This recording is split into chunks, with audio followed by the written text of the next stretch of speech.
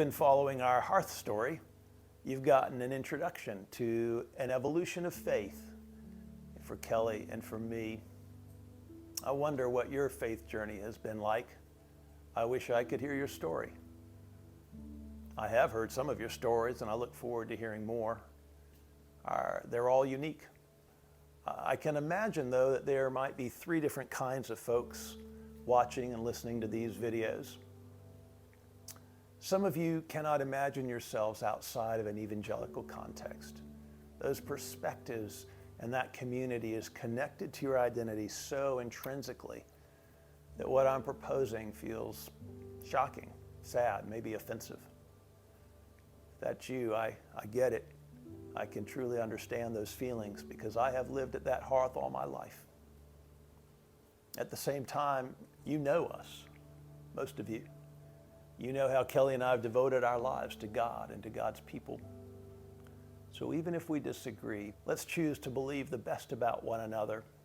Let's love each other deeply as brothers and sisters in Christ.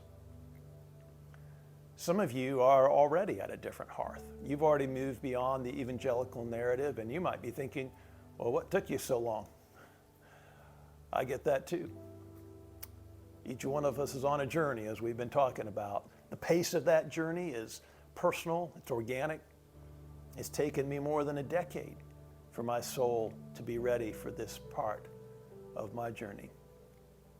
I also imagine a third group, some of you that still identify as evangelical, but in your most honest moments, you're not entirely sure that that is really your hearth anymore. Whether you're turned off by the political posturing of the church or the lack of inclusivity, the lack of social impact, or some of these theological narratives, maybe something more relational, and you're wondering, where do I belong? For you, I want to say, you have options. There are ways to go deeper than ever in your relationship with Jesus without owning the entire narrative that's been required of you in the past. Faith is meant to breathe and grow, not remain static and rigid. Jesus' term for this was a new wineskin. And if the church ever needed a new wineskin, I think it's now. Wherever you are on this spectrum, I wonder if I could make a request. Let's keep the dialogue going. Let's be curious rather than just assuming we know who's in and who's out. I need to say that I'm not looking for a debate or for anyone to try to reel me back into the evangelical fold. But if you're interested in our journey, we would love to talk about it. In fact, this is exactly what we do at the Vining Center. Above all, let's love each other deeply. We know we're on the best possible ground when we're doing that. Here's something else I've observed. We humans seem desperate to find our identity through ideas, whether those be political ideas, cultural, spiritual ideas. But we are so much more than even our best ideas. I realize post-evangelicalism can become as much of an ego trap as evangelicalism. I don't want to be known for my ideas as much as for my love.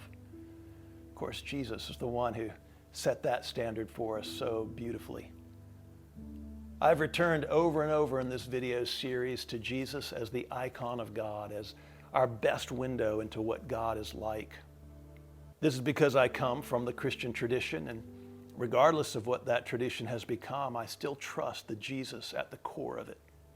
The words of Jesus resonate so strongly with us, and even with many non-Christians, because they echo truths that are written upon our hearts.